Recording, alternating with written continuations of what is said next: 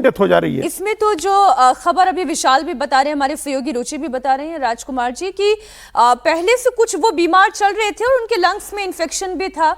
और अभी जैसे आप भी कह रहे हैं अजीत जी कि ऐसा तो है नहीं कि कहीं से कोई मेडिकल सुविधा उन्हें मिल नहीं पा रही हो, वो भी सारी सुविधाएं वो अवेल कर रहे थे, चाहे लखनऊ में हो, चाहे दिल्ली में हो, विदेश भी वो गए।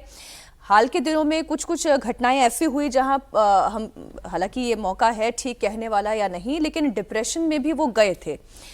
तो ये तस्वीरें भी हमने देखी। अब ये कहना बहुत मुश्किल है कि एग्जैक्टली हुआ क्या जब तक कि पोस्टमार्टम रिपोर्ट ना आ जाए, लेकिन पिछले कुछ समय से एक उठापटक उनकी जिंदगी में लगातार चली आ रही थी।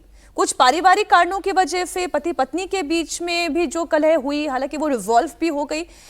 मुश्किलों में तो थे प्रतीक यादव, इसमें तो कोई दो राय नहीं।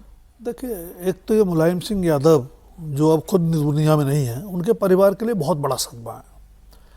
प्रतीक यादव की अगर थोड़ा सा बात करें, वैसे लोगों को पता होगा कि 2003 में मुलायम सिंह यादव की पहली पत्नी मालती देवी के निधन के बाद 2007 में ये पता चला लोगों को कि उनकी एक और पत्नी है साधना गुप्ता, जिनके प्रतीक यादव बेटे थे।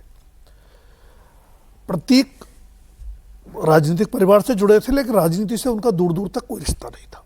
रियल एस्टेट के बिजनेस में थे।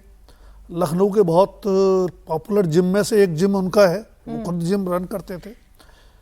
उनकी पत्नी अपर्णा यादव जरूर राजनीति में है, बीजेपी में भी शामिल हुई 2022 के विधानसभा चुनाव से। बीजेपी में शामिल हुई थी तब भी खूब हंगामा हुआ था 2022 के विधानसभा चुनाव से पहले। और इस समय अगर मेरी जानकारी सही है तो उत्तर प्रदेश राज्य महिला आयोग की उपाध्यक्ष है। बिल्कुल जी। जहाँ तक अभी अजीत जी ने भी जिक्र किया, पहले परिवार की बात कर लें। आपका कहना बिल्कुल सही है कि पति पत्नी के रिश्ते में कहीं कुछ दरार की खबरें आई थी, लेकिन यह भी आया था कि पैचअप हो गया है। अब वो रिश्तों में आया पैचअप कितना होता है कितना नहीं होता है, वो तो वो दोनों लोग जानते होंगे या उनके बहुत क्लोज परिवार के लोग जानते होंगे। लेकिन ये बात सही है कि कोरोना के बाद, और बहुत सारे लोग उसको कोरोना की वैक्सीन से भी जोड़ते हैं, सडन डेथ की घटनाएं बढ़ी हैं। प्रतीक के मामले में इसको एकदम सडन डेथ नहीं कह सकते, क्योंकि लंग्स में इन्फेक्शन की खबर आ रही है, बताई जा रही है। लखनऊ में 2 बार एडमिट हुए, दिल्ली में मिले, विदेश में दिखाया, तो इसमें ट्रीटमेंट चल रहा था। लेकिन कोरोना के इफेक्ट्स की अगर बात करें तो वो वही होता है कि आपके कुछ अंगों को, जो महत्वपूर्ण अंग हैं, किडनी है, लंग्स हैं, हार्ट है, उन्हीं को कहीं ना कहीं वो इफेक्ट करता है।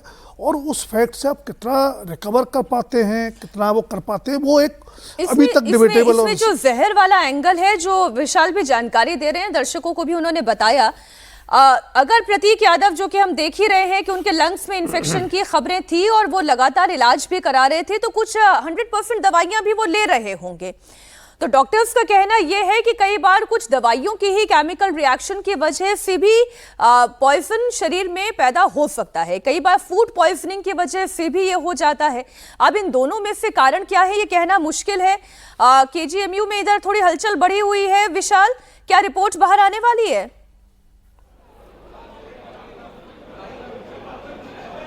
मीनाक्षी, देखिए, हलचल तो इस समय एकदम बढ़ी है। पहले सीधे तस्वीरें आपको दिखा देता हूं केजीएमयू को, अपने दर्शकों को, कि इस समय फिलहाल जो हलचल है वो दूसरे दरवाजे पे शिफ्ट हुई है, क्योंकि जब पोस्टमार्टम पूरा हो जाता है तो जो परिवार के लोग होते हैं वो डेड बॉडी को लेकर के उसी वाले रास्ते से निकलते हैं, जिसपे फिलहाल इस समय हलचल बढ़ी है, जिससे पुलिस की जो प्रेजेंस है वो काफ़ी बढ़ी है। लेकिन जो हमारे सूत्र हैं वो बता रहे हैं कि पोस्टमार्टम की जो प्रक्रिया है वो फिलहाल पूरी कर ली गई है, कंप्लीट कर ली गई है। कुछ ही देर में डेड बॉडी के साथ जो परिजन हैं, जो करीबी लोग हैं, वो फिलहाल यहाँ पर निकल सकते हैं। लेकिन जो दोस्त हैं वो ये बता रहे हैं कि पिछले कुछ समय से वो जिम पे नहीं आ रहे थे, लेकिन जब भी वो जिम में आते थे कभी भी ये महसूस नहीं होता था कि वो इतने ज़्यादा बीमार हो सकते हैं कि किसी की मौत हो जाए। जिम में रेगुलर आना, लोगों से रेगुलर मुलाकात करना, हमेशा हंसी मजाक करना।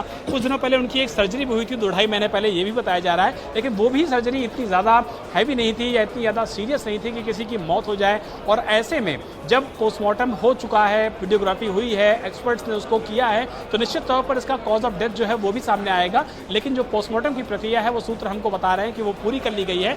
याद हो सकता है कि अपर्णा यादव यहाँ पर आ रही हैं तो उनका इंतजार किया जाए। ये बहुत मुमकिन है कि अगर अपर्णा यादव अपने घर की तरफ मूव होती हैं तो डेड बॉडी भी यहाँ से, पार्थिव शरीर जो है वो भी यहाँ पर परिजनों के साथ और रिश्तेदारों के साथ घर की तरफ मूव हो सकता है, जो कि यहाँ से 20 से 25 मिनट की दूरी पर है। तो सबकी निगाहें लगी हुई हैं कि अगर अपर्णा यादव यहाँ पर आती हैं तो, या फिर पोस्टमार्टम के बाद जब डेड बॉडी की यहाँ पे जो अंतिम संस्कार के लिए जो रिवाज है उसका करने के लिए यहाँ पर जो डेड बॉडी है वो निकलती है। तो सबका इंतजार है फिलहाल यहाँ पर कि क्या बॉडी यहाँ से निकलती है। पोस्टमार्टम चूंकि कंप्लीट कर लिया गया है, लेकिन सबकी निगाहें इसी बात पे मीनाक्षी लगी हुई हैं कि कॉज ऑफ डेथ क्या निकल के सामने आता है, पोस्टमार्टम रिपोर्ट में मौत का कारण क्या निकल के आता है, जो कि पीएम रिपोर्ट के इनिशियल फाइंडिंग्स में सामने आ सकता है।